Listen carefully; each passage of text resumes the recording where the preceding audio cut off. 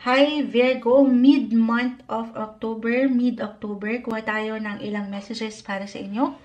Guidance, advice, anong marahil kailangan yung marinig. Ngayon, kuha lang din tayo ng ilang mensahe na maaring iwan sa inyo nitong darating na full moon in the sign of Aries ngayong October 17. We'll see ano bang may iwan itong effect, okay? Anong maaari nyo maramdaman? Hingi tayo ng gabay. Mensaheng gabay para sa mga Virgo. Tayo ay live na live sa YT. Babalikan ko kayo after nito. Virgo message. Guidance po para sa mga Virgo mid-October. Mid-month of October. Anong kailangan nyo marinig? Virgo. Virgo. Guidance para sa mga Virgo mid-October. Mid-October, ayun na, kumpul na, 8 of Cups, Queen of Cups reverse, 9 of Pentacles, the Magician, 9 and 9 of Swords reverse, okay, so 8, sakto, tapos umaangat ang usaping pera, ipapasok na natin agad-agad itong ilang ganap, ngayong darating na full moon, this October 17, it highlighted your 8th house of finances. Kung aking i-apply agad-agad. Ito guys, Virgo, just only take what resonate pa rin. Kahit pa pare-pareho kayo ng sign, depende ito. Depende na po kung saan kayo nag-aalay ng higit na enerhiya o ng priority. Okay? Pero dito, talking about finances, financial sector, the 8 of Cups, 9 of Pentacles, the Magician, reversal po ang energy every time, Virgo. So, pwede itong mag-apply sa inyo mismo or sa ilang tao, sa paligid. Napakalawak ng 8th house. Pwede itong may patungkol sa ilang utang or kabayaran, sa paglo-loan, sa bangko, sa gobyerno. Meron at merong kayong, maayos. Meron kayong makukumpleto. Meron kayong mababayaran. Meron kayong ma-finish. May settlement kung aking i-apply. Okay? You will be financially covered. I-claim na natin. 9 of Pentacles. This is a great sign. Ito yung bunga. Mamumunga kayo. Sa mas praktikal, merong sweldo. This is something na patuloy pong magmumula sa iyong pinag-ihirapan, kinukumpleto. Yung natural na abilidad mo, saan ka kumikita. Pero sa 8th house, actually, pwede rin this is about other people's money. Pwedeng something bonus. Bonus ba ito? Settlement. May paparating na pera, guys. Claim na natin. Kung aking ipapasok agad yan, astrologically, yan yung una kung mai-relate ko. Or kung kailangan nyo ng pera, again, about sa loan, may support, may handang sumuporta, may sasalo sa inyo.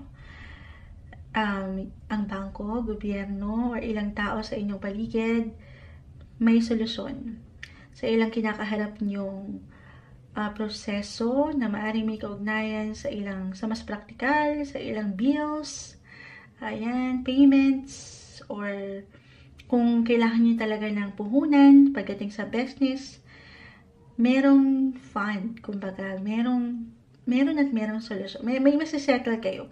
This is something na may paraan. Money will come. Okay? It will enter your life. Your 8th house. Again. Alisin yung worry. Meron na nakitang worry dito. 9 of Swords. Stay positive sa part na ito. The Magician. Kompleto Ricardo kayo. Mga kompleto nyo to. Lalo kung papaangatin nyo yan. Yung inyong natural ability. Natural ability. Sumasang-ayon ng ilang doggies kung paano nyo yung nahawak or pinanghawakan ng inyong money or ang sarili sa posesyon or relasyong ito, partnership in business. Okay naman. Okay, maganda nga. May wealth, financial independence ang umaangat dito. Balance. Okay, alisin yung ilang pangamba na baka hindi mo maharap, mabayaran, matugunan. Reversal, baka kayo itong mabayaran na. Mababayaran ng ilang kakulangan at dito magiging magical. Speaking of magical, about sa inyong mga social life. Okay, maaring meron kayong,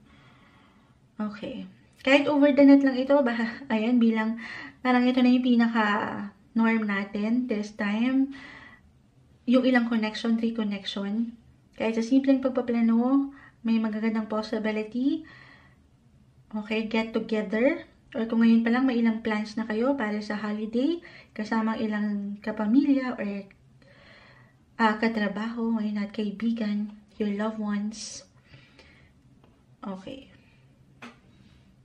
Parang meron kayong mapapaangat dito na opportunity. And minsan, yung opportunity daw po na ito, this is something na hinahanap din natin. Siyempre pa, ginagawa ng paraan.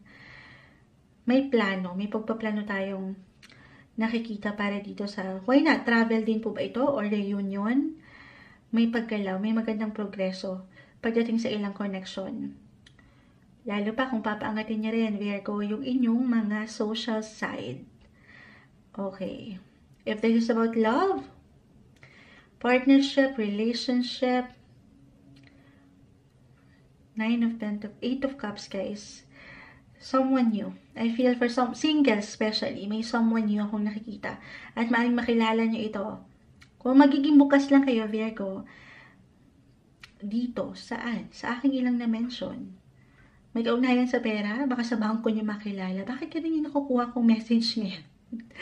Hindi. Why not? Or sa ilang kaibigan, kapamilya, merong magpapakilala. Kung magiging bukas kayo, pahihintulutan nyo, meron tayong growth na nakikita.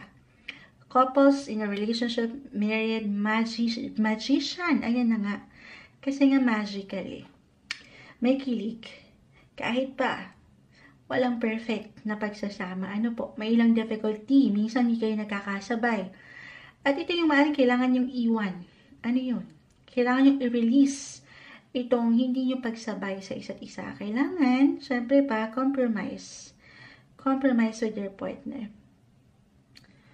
Yung difficulty na ito, if ever mag-apply, ito lang po ay isang test. Tinitest nito kung paano nyo pangahawakan ng sitwasyon. Couples, in a relationship, especially, or a reminder na maging bukas naman kayo sa ilang ways nyo, ilang paraan kung paano nyo higit na mapapag-grow or mapapalako ang koneksyong ito.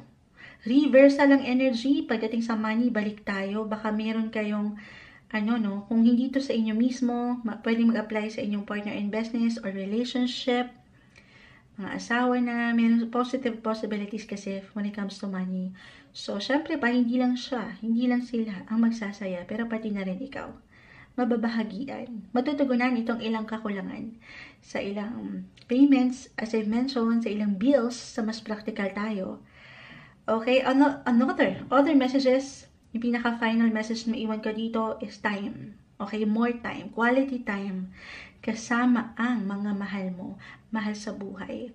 Baka dito kaya umangat si Magician dahil kakailanganin din kayo. Baka meron na kami miss sa inyo. At ito yon, ilang taong mahalaga sa inyo at mahal nyo. So punan itong ilang kakulangan para mas makompleto kayo. Complete yung feeling. Okay? Pero kung hindi pa talaga siya, hindi pa siya magagawa ng paraan ngayon, sabi ko nga kahit sa simpleng pagpaplano, bumuo kayo ng plano at masisettle maayos yung ilang kakulangan na pwede nyong nararamdaman. Mapausaping relasyon man or pera para sa ilan. Ito yung umaangat na message para sa inyo ngayong mid-month of October, Virgo.